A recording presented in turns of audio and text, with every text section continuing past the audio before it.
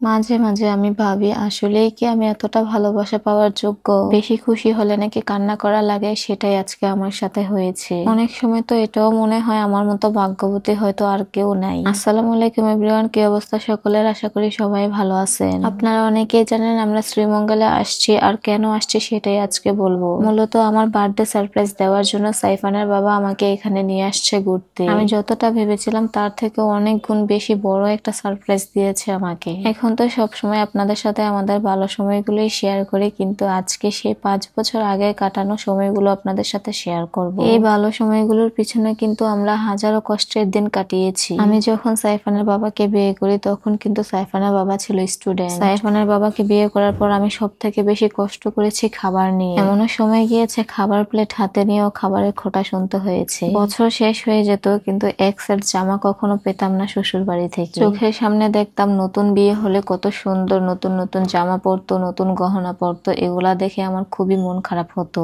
স্বামীর টাকা না থাকলে কিন্তু বাবার বাড়িতেও দাম পাওয়া যায় না, আর শ্বশুর বাড়িতে তো আরো আগে। যখন বাবার বাড়িতে যেতাম বেড়াতে তখনও অনেকের অনেক কিছু সহ্য করতে হতো। আমার স্বামীর টাকা নাই বলে আমাকে সবসময় তারা আলাদা করেই রাখতো, তারা সবসময় একজোট হয়ে চলতো, একই রকম ড্রেস পরতো, অনেক কিছুই প্ল্যান করতো, কিন্তু আমাকে কিছুই বলতো না। আমি এসবের কিছুই জানতাম। আমার মা এগুলা দেখে অনেক কষ্ট পেত আর আমাকে বলতো, দেখবি তুই একদিন এদের সবার থেকে ভালো থাকবি। আমি হচ্ছি আমার বাবা মায়ের একমাত্র মেয়ে, আমাকে তারা রাজকন্যার মতো বড় করেছে আর আমাকে কখনোই কোনো কিছুর অভাব বুঝতে দেয়নি। আমাদের খারাপ সময় যদি কেউ আমাদের পাশে থেকে থাকে সেটা হচ্ছে আমার মা আর বাবা। সাইফানের বাবার যখন হাত খরচে টাকা লাগতো তখন আমার মা এমনিতে না চাইতে দিয়ে দিত। আমার মায়ের বিশ্বাস ছিল এই ছেলেটা একটা সময় অনেক কিছু করতে পারবে। শুধু মানুষটির ভালোবাসার জন্য মানুষটির হাত আমি কখনো ছাড়তে পারি নাই আর ছাড়তে পারবো না। ঠিক ওই সময়টাতেই আমাকে বলেছিল আমি প্রতিষ্ঠিত হলে তোমাকে রানীর মতো করে রাখবো। আলহামদুলিল্লাহ, এখন কিন্তু সে আমাকে রানীর থেকে কোনো অংশ কম করে রাখে না। অনেকেই জানতে চেয়েছিলেন সাইফানের বাবা আমাকে বার্থডেতে কি গিফট করেছে, যেটা দেখে আমি কান্না করে দিয়েছি। তার জীবনের যত আয় আছে সবকিছু দিয়ে আমাকে একটা বাড়ি গিফট করেছে। তার এটা অনেক দিনের ইচ্ছে ছিল আমার একটা বাড়ি হবে যেখানে আমি থাকবো, কেউ আমাকে কোনো কিছু বলার মতো থাকবে না, কেউ চাইলেও আর কখনো বলতে পারবে না আমার বাসা থেকে বের হয়ে যাও। এই কথাটা আমাদেরকে প্রায় শুনতে হতো, কিছু হলেই আমাদেরকে বলতো আমার বাসা থেকে বের হয়ে যাও। তাকে বিয়ে করে যেমন আমি সবার অবহেলা পেয়েছি,